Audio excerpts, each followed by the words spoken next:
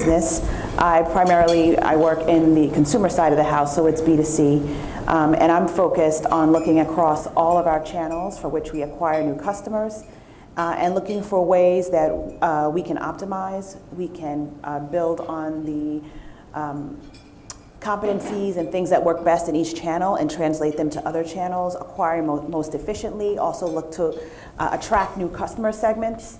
And I'm also have a bit of a capabilities and customer experience part of my role where I own the end-to-end experience from application to plastic delivery. So in terms of optimizing the customer experience and improving speed to spend, as I'd like to say, and onboarding card members digitally first. That was great. I wish you set a lower bar. My name is Craig Callen. I lead digital strategy and marketing for Mutual of Omaha. Part of a new team at Mutual of Omaha, so as we shift, as most organizations have, towards a more, away from a product-oriented, distribution-led model to more of a customer-centric model.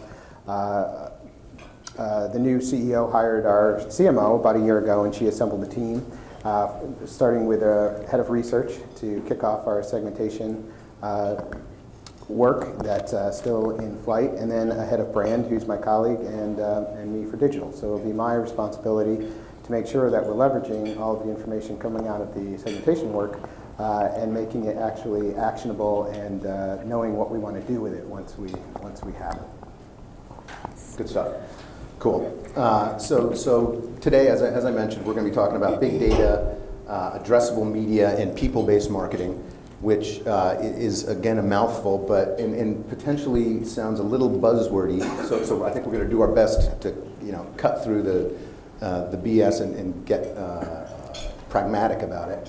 But at the Relevancy Group, these are three driving forces that we see really changing the marketing landscape, and we think it's likely changing the way you guys are managing your teams, organizing your teams, the way you're hiring, the tools you're using, and your way you're allocating resources. So we have some data here, but to kind of kick it off, big data, it's a pretty buzzy word. What does big data kind of mean to you guys? And maybe we'll start there. What's big data mean? I guess for me, just to keep it really simple, it's the way that we're collecting, aggregating, mining, and then using that data to a means to an end, whether that's to grow the business, acquire new customers, and or to make a richer experience to the consumer. Tagging on to that, it's really having big data or any data really needs to help drive your strategy. So we're using data to really understand who our customers are, what do they look like. We're trying to do predictive analytics to find more of those customers. But big data really it's all that information that we can use as marketers to make better informed decisions for our companies. I would agree with both of those statements. When I think big data, I think velocity and just pure magnitude. And we know today we've got data coming out of our ears. Every interaction, levels and sublevels of data. And at a minimum, you need the platform in which to quickly and process that information, but also the right talent to figure out the level of information that's actually going to be actionable. And while all information is not equal, and we can't be treated equal, either the regulators tell us so or just our pure marketing experience tells us so. So I think the term big data is seductive, but it also can be a pitfall if you treat all data equally. Yeah, so for us, I think we've, since we started, we've done a lot of good work on our brand story, our brand promise, our value prop, and we have a really good sense of that. We have a good sense of our customers, who they are, and what they're looking for. And big data is is going to enable us to connect those dots together. And it's that personalized messaging and content opportunity that's going to allow us to deliver that value prop in a way that's going to be most meaningful to the audience. And that's what we're looking to big data to help us do. Love it. We in Relevancy Group does a bunch of primary research quarterly with most of the big ad tech, martech companies. This is data from a survey we did in June of this year. I believe it was 486 marketing executives. It's mixed between enterprise and mid-market, and mostly senior executives. What challenges prevent you from utilizing these data and utilizing them across channels? Number one on the list is privacy concerns. I would think that is probably big for you guys specifically. Yeah. Data is not centralized across channels, platforms, organizational hurdles. We'll get to that one in a second. Lack the technology to connect data sources. In terms of kind of leveraging data in your organizations today, those resonate with you? Oh, yeah. Definitely. And what are the biggies you guys are facing? I think one of the things that we're trying to focus on, and maybe we're just not as far along the continuum as others. So, but I feel like we've been waiting so long for this opportunity to. If only we could do this. If only we could talk to them at this exact moment. You know, if we could get that magical one-to-one marketing moment. And now that's becoming a reality. And I'm not sure we're 100% sure what we're going to say to them at that magical moment. So now it's like, oh man, you know, this is really going to happen, or is happening. And do we have our ducks in a row enough where we really understand, you know, what are those moments of truth, which I think we do. But then specifically, like, what are we going to say to sway them or to move them, or how are we going to engage them, and really turning that insight into action. And so that, I think, is what keeps me up at night, like trying to figure out, like, what are those, not generally speaking. Generally speaking, we all get it, but what specifically are we going to do in order to engage those folks now that we have the opportunity to do so? Right. That resonates with me as well. I always feel like when it comes to marketing capabilities and also big data, the marketing strategy and the customer strategy should come first, and it should inform what you're doing with your data and your experiences or the capabilities that you're building. And sometimes those waters get muddied, and, you know, due to timelines and cycle, we get excited about new technologies, we start hiring a lot of people, and sometimes the strategy suffers, and then you run into a situation of, okay, we have this data. At the same time, you need to be flexible enough to have sometimes the data make you pivot and maybe adjust some of your strategy, because you go in with you have an ingoing hypothesis, and once you start to get some of the insights, hopefully they're actionable, and it may cause you to take a second look and maybe do something different. I would also say one of the challenges that I have similarly to Craig is that once we have the data or we have a piece of information, sometimes I don't have the right customer experience or way to present it. Even if I knew what I was going to say, how do I present it in a way that is non-obtrusive, that is seamless, that really is a delight, and leads us to our end goal, which is optimized conversion. And sometimes there are a lot of steps in the way, and I always say a good strategy needs to have a go-to-market plan. And that's, to me, the go-to-market piece of it, which is what are the steps that you're going to do to present that and get the card member or the prospect to respond to it. I'm going to take it inside. I mean, I agree with everything. We kind of have that same philosophy, but we're also using big data to change culture. It's amazing when you do segmentation or profiling work on your customers and you present that to your management, and it's not what they think it should be. So we're a commercial bank, not necessarily a consumer bank, and so they want our customers to be middle market, and when you show them the data, it's not middle market. We're more of a business banking, small business bank. And so what are we going to do internally now that we have this data and we know where we're at? How do we change the sales cycle or the sales process for our associates so they're going after the right customers? Because right now we're targeting, but we're not marketing messages, but we're not getting the sales team to follow up on those. Interesting. That's interesting. Yeah, no, that's good. So I think for us, a big challenge, and it's being solved, so it's not something that we're not aware of, but our company is basically a conglomerate of 3 acquisitions, and they're technology companies. So being able to consolidate that data in a platform that we can easily abstract it and use it has been something that we've certainly been working on with our engineering department to do. And I think that that's going to be a huge opportunity for us, obviously, as we start to think about the technology, and we plan on having future acquisitions. So making sure that we're building a platform that you can easily plug in other companies and data sources is going to be critical for us. But right now we've got, as I mentioned, a ton of data. We're basically the provider of Running USA to say whether running's up or down in the year.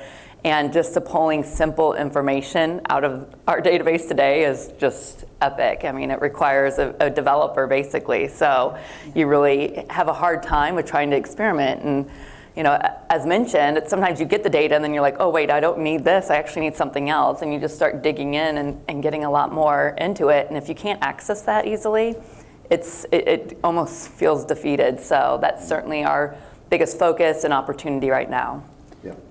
If I could also add to build on that a little bit, in terms of the information in a big, large company like American Express, you can imagine we have tons of data, but we have them across a variety of platforms. And what is the system of truth? And we've been, over the years, cobbling things together. They all work, but we've been, it's very hard to get us all together to agree on the long-term business case for rehauling all of your data, right? All your platforms. And a lot of times the solution lies with replatforming and having one big system of truth, but that's a large investment. And it's an over time investment. And as you know, how we make those investments are on calendar years, and your business case, your CBA is who's signing up for the multi-year CBA on this, and who's going to lead that journey. So I think over time, we've come to a place where I'm pretty excited, where we've finally ripped the Band-Aid off, and we're undergoing a major replatforming so that all the data sits in one place, and then that allows other use cases like making data more accessible to marketers, creating a front end. And obviously there's data that's going to be cordoned off that should only really be manipulated by programmers and data scientists. But there are a variety of insights that can be garnered from the people on the street, people on the ground, but we just don't have a user-friendly way to access it. And so we have a large backlog of analytical requests, and where you have programmers and data scientists where they really should be spending their time on more advanced predictive analytics and some other things, their days are bogged down with doing our BAU. We need this type of insight to get this campaign out the door. So one of our big priorities is actually making marketer-friendly user interfaces and access to specific sets of data. So a lot of these things can be taken off of their plate. And I think that's a really common problem. I don't want to say problem, opportunity that we all have. We're kind of in a similar case where we're going to say we're in between CRMs because we want to go to a new one. Our old one is really, nobody likes it. But how do you aggregate that data? So a lot of our data right now, we are just crunching by hand, and it's very time consuming, and getting there is definitely going to be efficient. One of the things that I've noticed is that even coming to agreement on some terms has been a little bit more challenging than I anticipated. And speaking of that, that single source of truth. And so I think philosophically everybody understands the shift to the customer, and philosophically everybody understands who that end customer is. But then from a legal standpoint or a system standpoint, if we're selling through to an employer group, we may philosophically say the customer is the enrolled employee at that point, but legally it's the employer group who is the customer, or if we're selling through an intermediary, that sort of thing. So even though the organization's philosophically aligned, then when you go to actually do it, and you start talking about, well, we all know who we're talking about, right? And then you go around the room, and it's yes, philosophically, but not necessarily technically. And the other thing, this is just something that I read recently that I thought was interesting around what you were talking about, Catherine, with the sales cycle and affecting the sales cycle and getting the sales teams to. So as you sort of move away from just like basic lead gen and the number of leads, and focus more on the quality of leads and the buyer attributes, so we have a responsibility for that, and then there's a corresponding responsibility from the sales team to follow up them in a certain way. And I read this, some organizations, we haven't done this, but I'm thinking about it, I think it's interesting, is actually having internal service level agreements, where you're actually penning those service level agreements saying that, no, this is what it means, this is what our obligation is in order to provide you with a qualified lead, and here's your obligation on the other end. So as we move from marketing qualified lead to a sales accepted lead to a sales qualified lead, that there's specific documentation. I know maybe it sounds like overkill, but I think it's just like a really interesting thing to think about in SLA internally. I like it. Interesting stuff. And you bring up an interesting point there around, I think, people-based marketing, being kind of customer-focused and addressing across channels. Are you guys in your business today using your CRM data to drive kind of acquisition efforts, and either through, I don't know, Facebook audiences or people like Zeta? Sure. A simple answer is absolutely. As I mentioned, we have the 3 different sub-departments within our division. So really have honed in and figured that out with our events. So driving athletes to participate in an Ironman or a triathlon, a marathon, et cetera, then that's been done pretty well. Going into the Athlinks platform, which we're building, it's not even tied into our CRM. So that's something that we're working with our engineering department to make sure that's integrated, so it is a full circle life cycle, and it's got all the different components and the different touch points with that. But it's a massive undertaking, so looking forward to that, but we have a lot of work ahead. Right, yeah. I think it depends on how you define people-based marketing. I think we all market to people, but when you think about, we're not doing a lot of mobile kind of targeted marketing right now because we're in the middle of a lot of technology things, so CRM and getting our mobile app to where it needs to be. But from people-based marketing, I mean, we're really taking more of that programmatic marketing approach from a digital perspective. I mean, it's fascinating to hear the stats out there. I mean, 50% of all digital advertising right now is programmatic. And we have seen dramatic efficiencies in kind of our cost per click. And we've going from Martini Media, where we're looking at high net worth individuals and we want to get messages out. We would drive traffic to our website from a campaign that was like 67%, and it's $3.30 a click, where we use programmatic now, and that same campaign will drive 97% of traffic to website and only cost us like $1.03. And so we're trying to be very targeted with how we're going out with our messages, because we don't have millions of dollars to spend on our marketing budget, so we're going to be very targeted in our approach. Makes sense. Makes good sense. Well, we have millions of dollars, and You we have still need millions to get it in our approach too. We've been leveraging, similar to you, programmatic for quite some time. When I think of people-based marketing, one of the things I think on a prospect acquisition perspective, we're still marketing to segments, especially outside of our website. We're marketing to segments based on observed behavior, third-party data, some combination of third and first-party data. I think as we're getting closer to what I would think of as people-based specific marketing. When they come to our website, we've developed predictive models, right? Because there's a continuum of how much information you have on any individual. And if you use my left hand as I know everything I could possibly know, that's most likely an existing card member of ours. And on this side is someone I don't recognize, I don't have any cookie data, I don't have any data on you. And then somewhere in the middle is the continuum where we play, especially when we're acquiring new card members to the franchise. We find we know a lot of behavioral, where they've some of their psychographics, places on our site where they've shown interest in the past, and we use that to predictively show what we think the product they'd be most interested in. And so we had coined that product propensity model, and now that was when we were faking it before we fake it to make it, where we were doing it a little bit manually, and now we have it systematically, where we're serving up when someone lands on our site, whether from a digital display banner, from search, anywhere. We know based on a collection of data where they sit relatively from a risk profile. We don't have the credit bureau data, but we have a sense. And that allows us to tailor the offer we give you. So we have tiers of offers, and obviously if we deem you someone who will be most likely to be a high spender and some other characteristics, we'll give you a richer offer to get the credit card. We'll also, I think it goes in this order: product, offer. We'll serve you the right product. We'll show you 3 products, emphasizing the one we think you're most interested in based on maybe places you've been before, and then we'll show you a tailored offer. We found by doing that, we're seeing conversion 5 times what we've seen before doing that. Wow. 5 times or more, right? And does that include kind of channel mix? So that's interesting, right? So I think where we've leaned in most heavily is obviously on our site.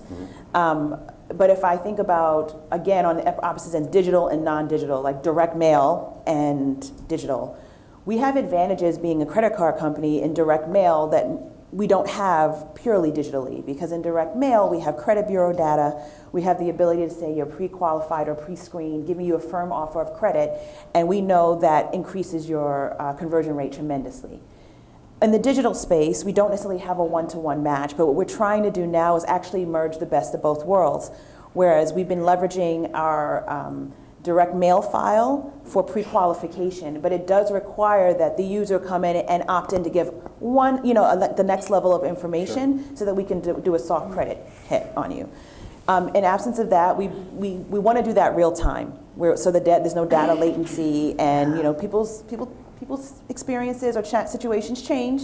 So our database could be 6-week lag, and something could have changed on your credit report, and you could apply, and we could say, no, sorry, you're declined. And we're trying to minimize that poor customer experience by doing real-time pulls from the credit bureau in partnership with Experian and Axiom. Yep, that's interesting. Yeah, and I think another piece of this kind of issue around data and availability and leveraging it is real-time data, which is we've done a bunch of research around, and some marketers are realizing significant less by just leveraging context. It's just more costly, right? So the real-time data or real-time hits to credit bureaus or other databases which we leverage are more expensive. So the business cases in terms of the lift you get in conversion, in terms of being able to make better decisions, present something that's a bit more compelling to the visitor, would make the business case for paying the extra money to make the real-time pulls. Because we do that, and we try to do as much of that on the back end so it's invisible to someone visiting our site. Yep. Right? So instead of asking you, oh, we need more information, can you tell us this, can you verify your income? We have a real-time ping to a database, and as long as, I think the only barrier there are their match rates, right? How much data they have on people coming here to our site. Yeah.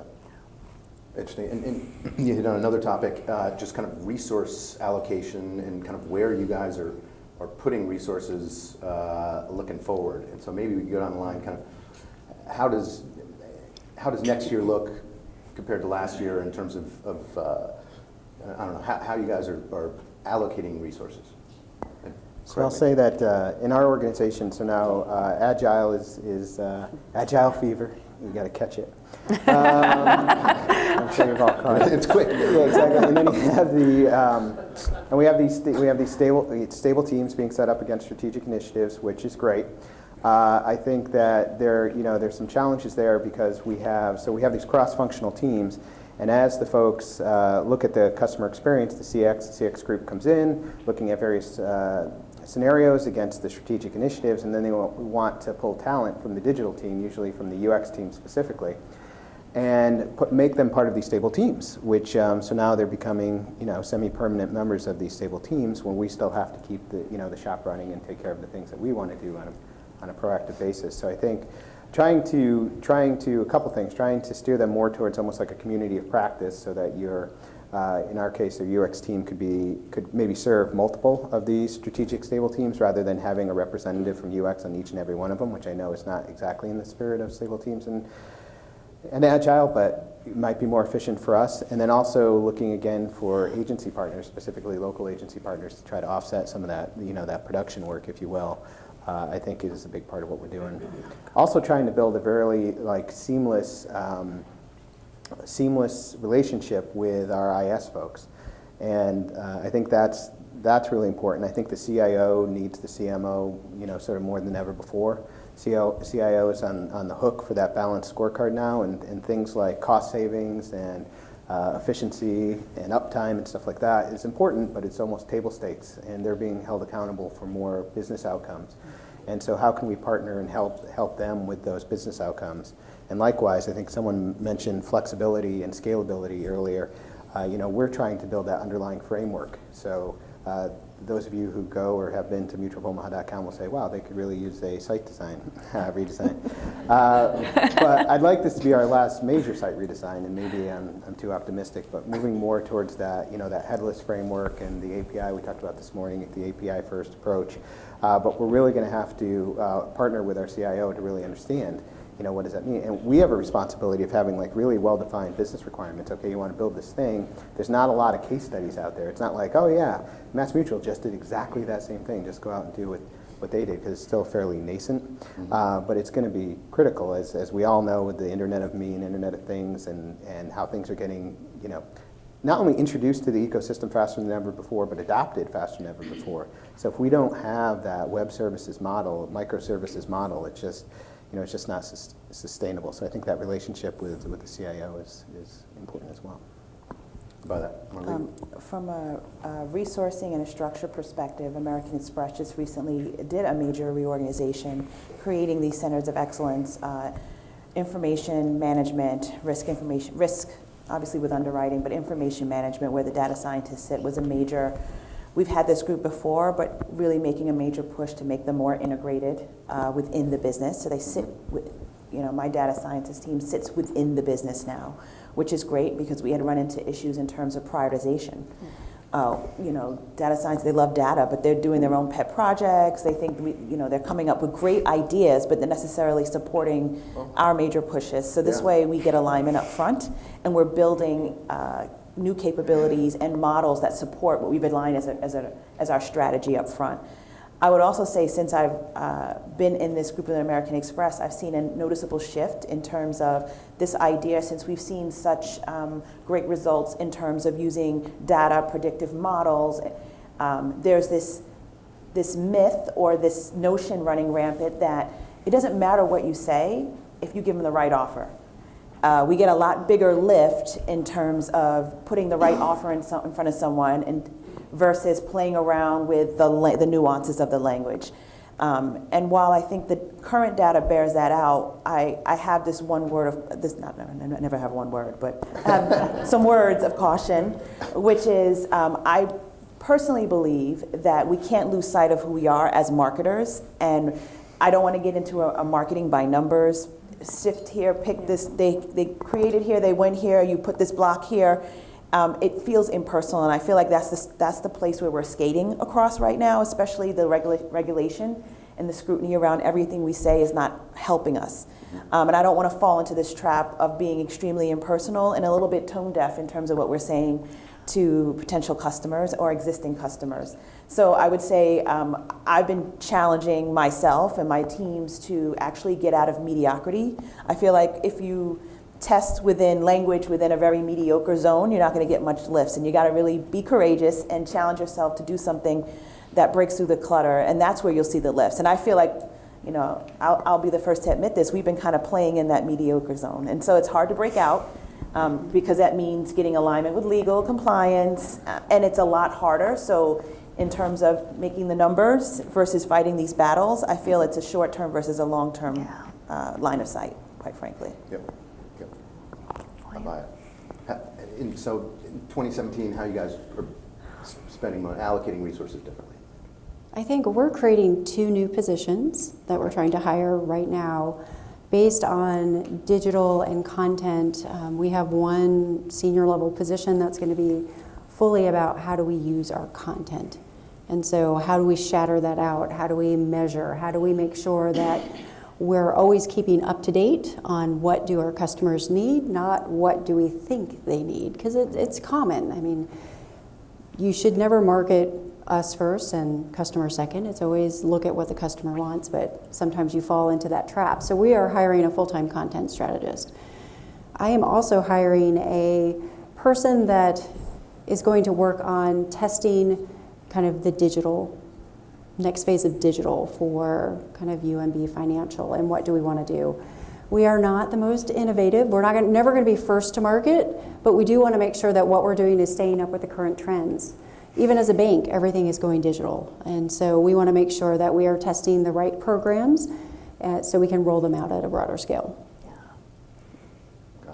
Makes sense. Very similar story for us. As I mentioned, we're transforming from an events and media company or business into a technology business. So the state of the marketing department is going to be completely changed from, having data scientists, analysts, looking at the data, even from our sales team, which we're selling media assets in the clubs or a title sponsorship for the Miami Marathon, now selling a digital play within the platform, than our endurance platform. So it's going to be a really interesting, I'd say 12 to 18 months as we transition into that, because we're going to have to maintain our existing business as we're starting to staff up and build towards the future. So I imagine, and it was discussed a little bit this morning, it's probably going to be some type of hybrid approach in terms of what in-house resources are going to help us get us over the hump and take the business to a completely different structure, while leveraging some best-of-breed agency partners that will help us get there. So it will be a fun year.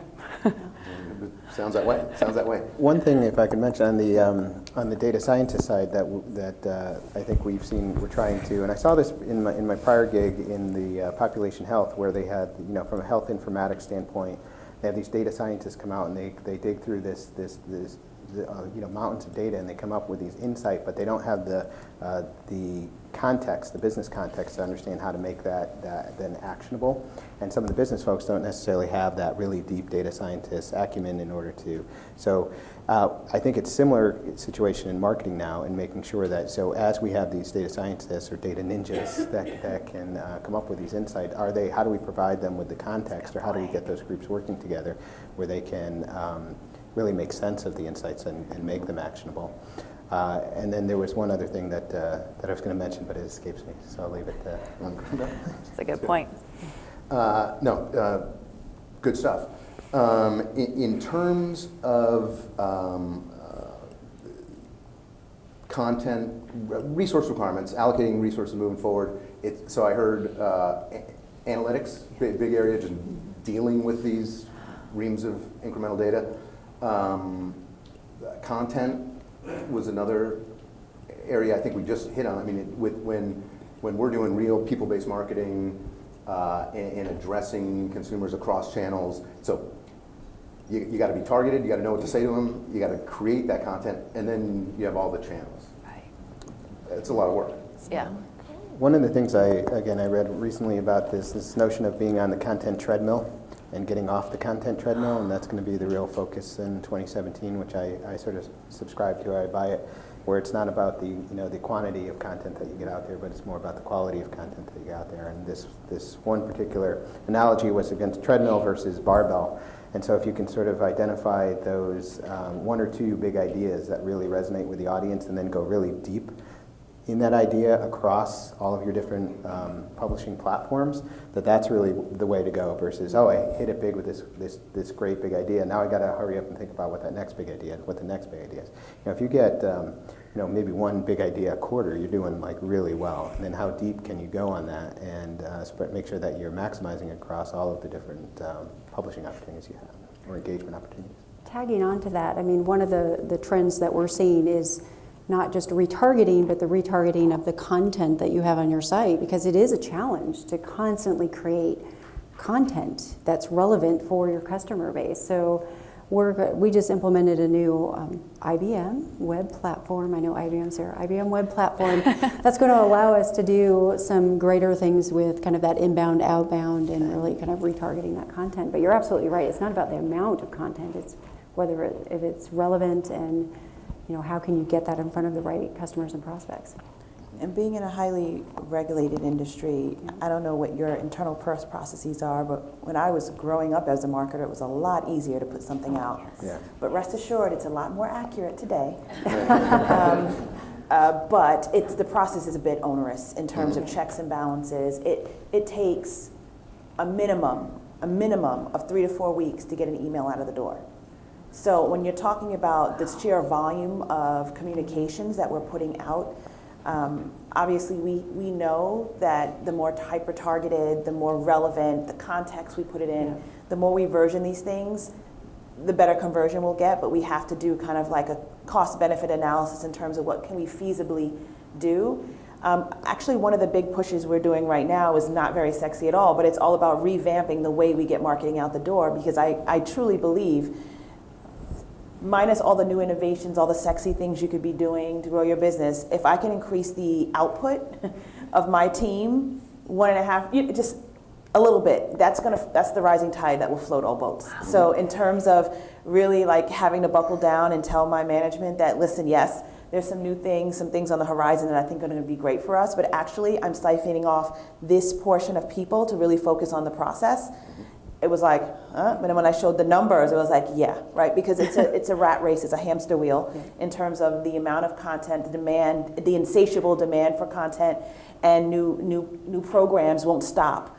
But they're clogging up the same old rusty pipe, right? And until we redesign the pipe and create a new road, that's always going to be our bottleneck. So my biggest issue with I want to go more down the road of the one-to-one marketing, but when I think about just pragmatically, a mail plan or an email plan that's like 10 cells to 50 cells, the amount of time it would take me to get that out the door, it just hampers the ability to test and learn. And I think that's the real magic of data and digital. It's the real-time iteration, the learning, the failing fast, to taking those learnings and making something better and constantly improving. And so without fixing those foundational issues, you limit your ability to grow.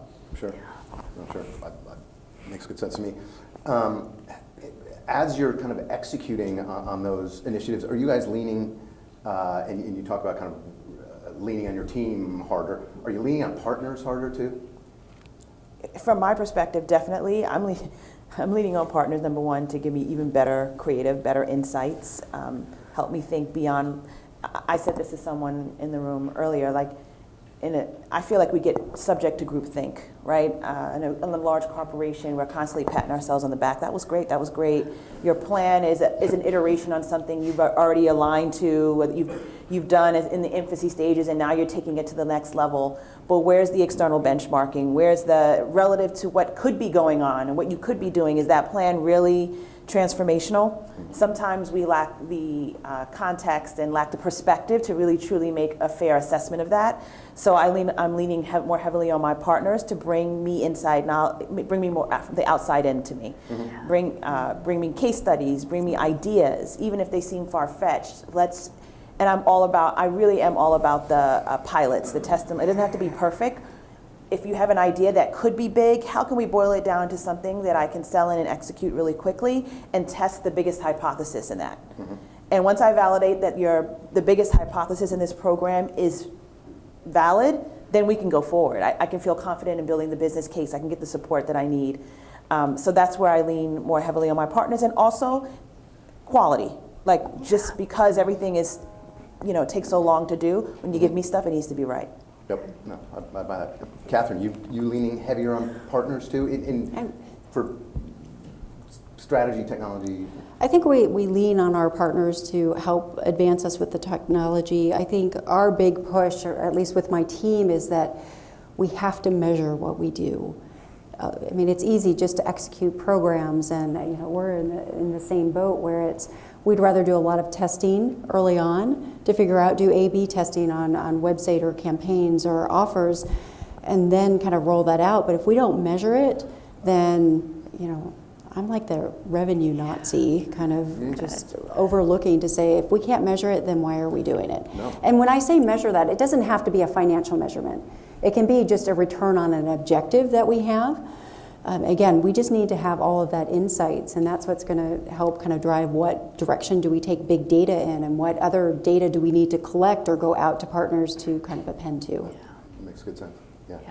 Yeah, and I think measurement's a critical component of all this, and I think there's a lot of partners out there and a lot of young, smart companies that are really focused on those issues and kind of, I mean, I was surprised, and we're one of these companies, but I read recently 70% of companies do not track social.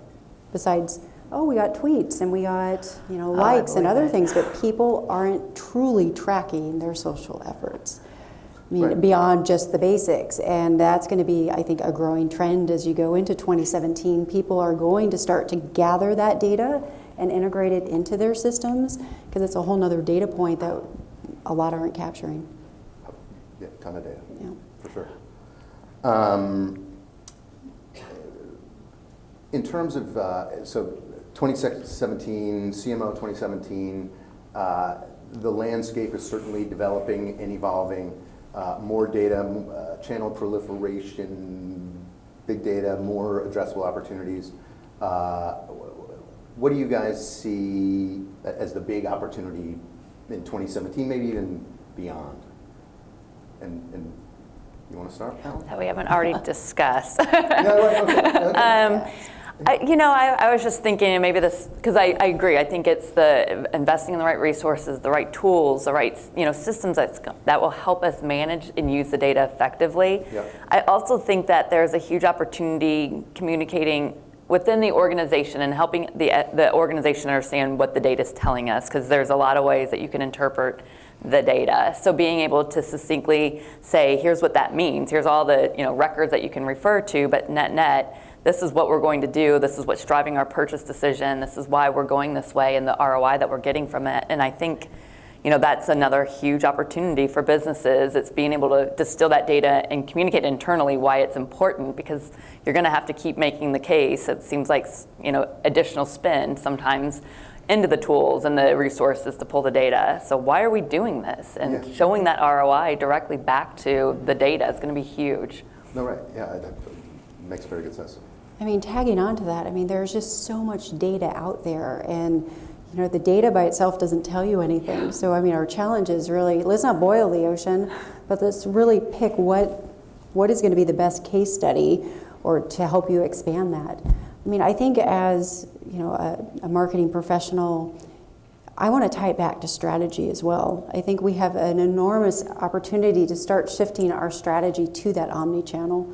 And so it is having a larger portion of that be digital.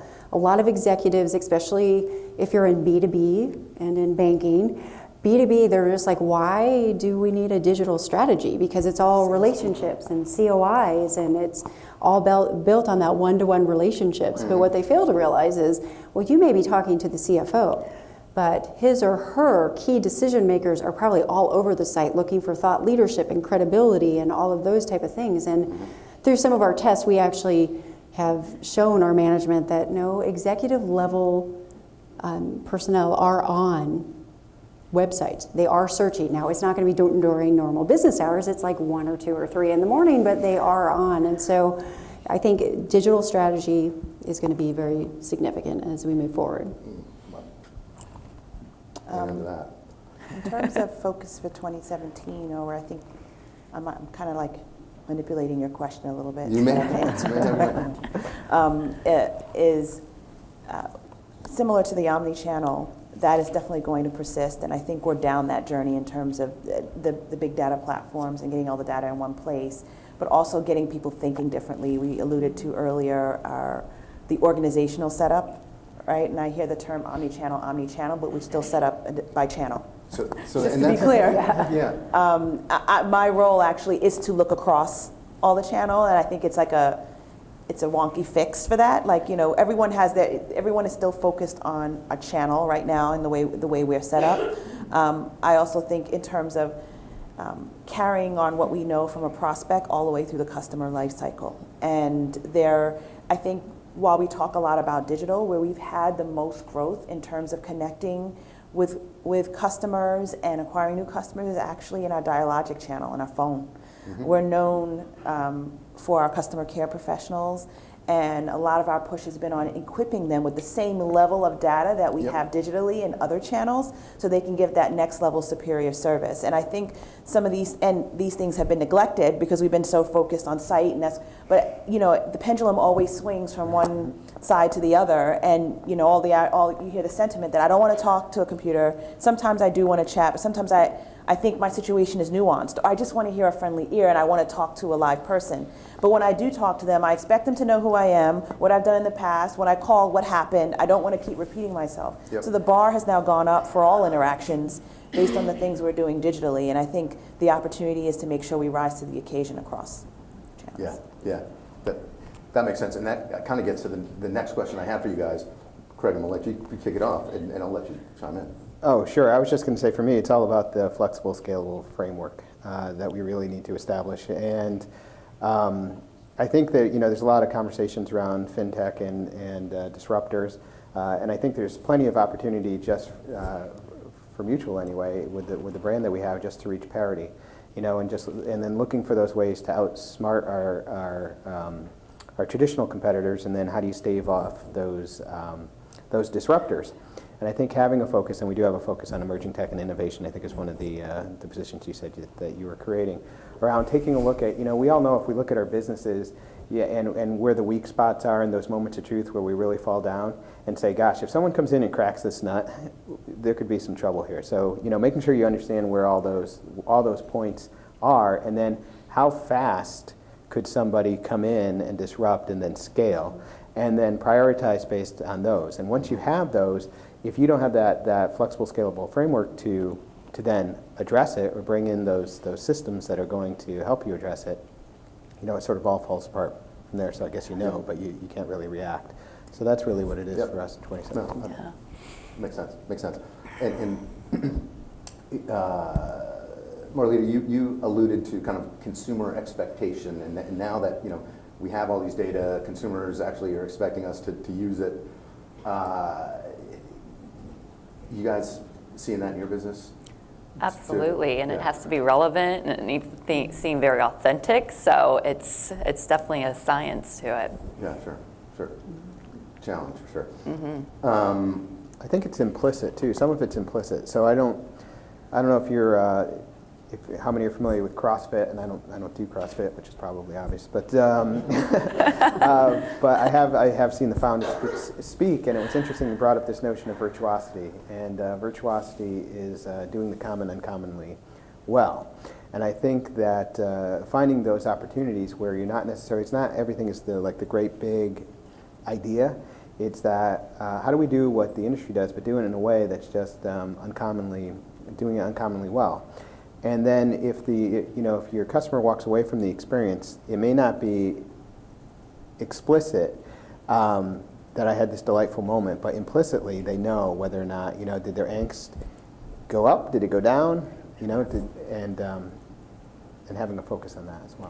One of the things we measure our RTF and Refer a Friend and Net Promoter Score after interactions with card members or people, and we ask them, are we easy to do business with? And I think that speaks to what Craig was talking about, which is it's not necessarily that it was something transformational, but it was really easy. I needed something to get done, and we take part of that is that even in our site, when we take a real critical eye to how we're set up, it's not so intuitive, because even if we think it is, we have our telephone channel telling us we get all these calls asking for something they could easily do online.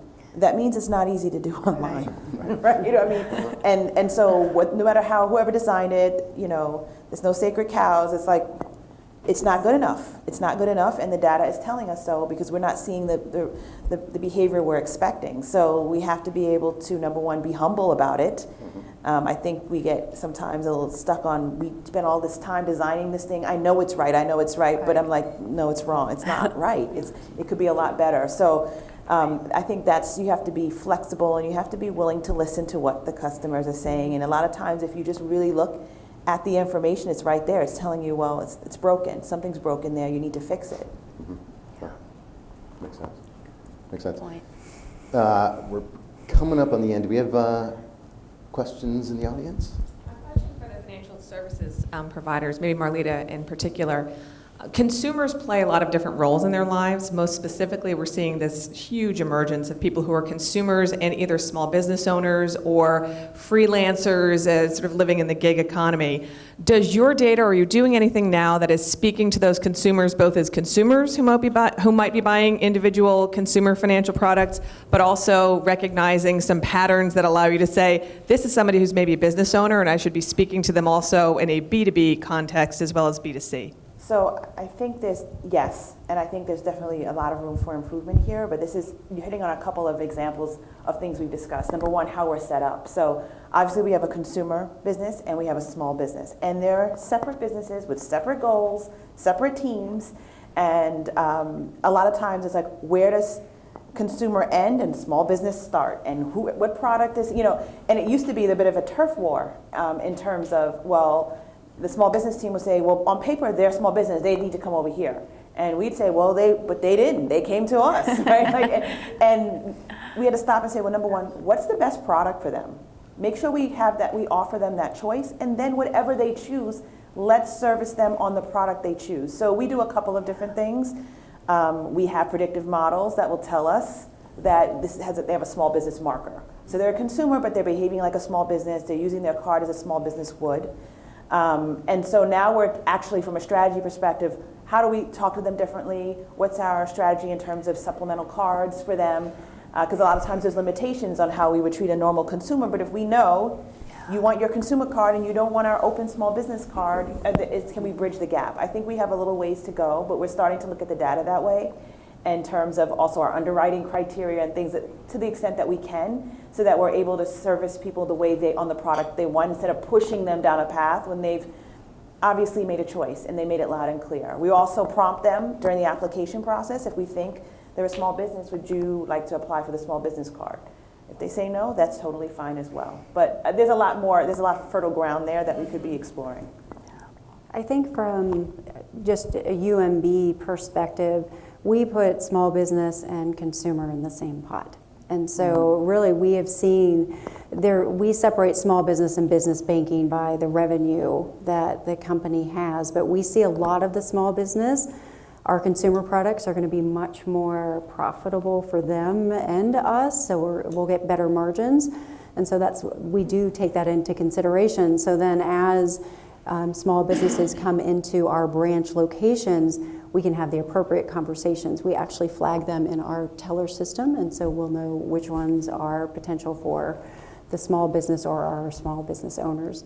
Now, the gray part gets, when do they cross that threshold from a small business to business banking? That is a very hard kind of transition, because we all know salespeople are incentivized by the customers that they bring in, and they don't want to let go and have it go on to the next level. But that's a cultural shift for us, because then it's, okay, forget about us, what's best for the customer? Because if we don't service them with the right products at the right time, they're going to find somebody else. So. Yeah.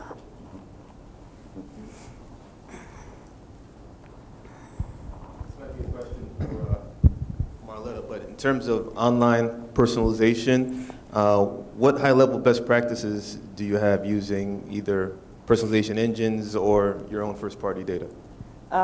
So it's a combination. We use a combination of both, and we've done it through trial and error. We don't always.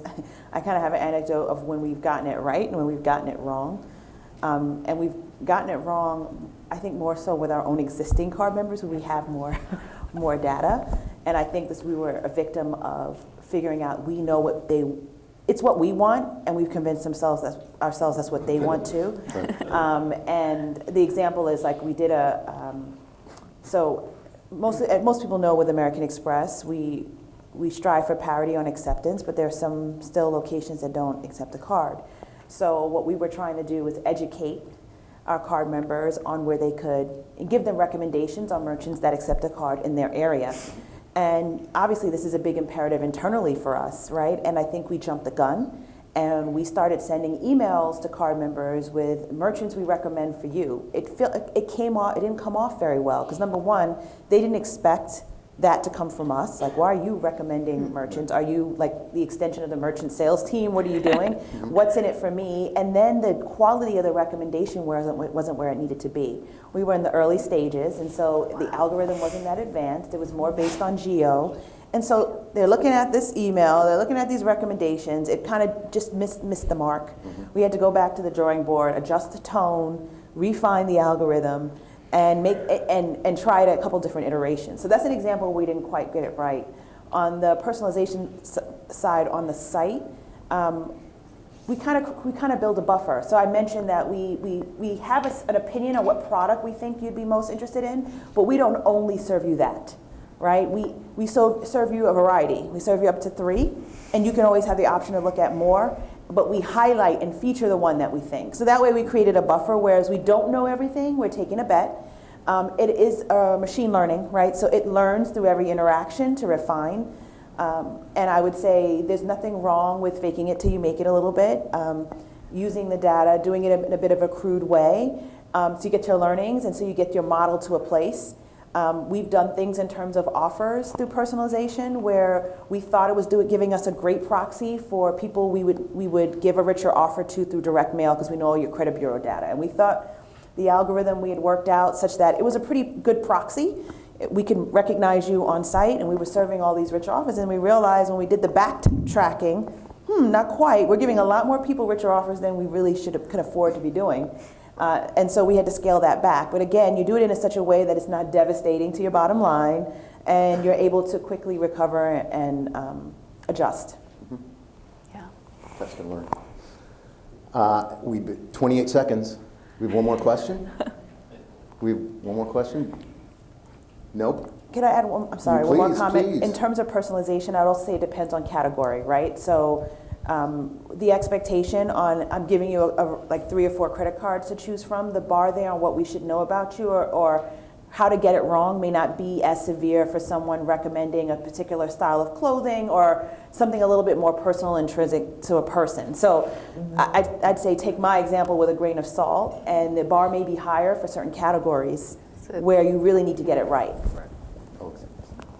I buy that. Makes good sense to me. Please join me in thanking our panel. Thank you very much, guys. Great stuff. Thank you. And Nick. Yeah, thank you so much for a great panel. We have the next session begins at 2:05. Have a fantastic and productive afternoon. And yeah, as always, we're around if anyone has any questions. Thank you again to the great panel.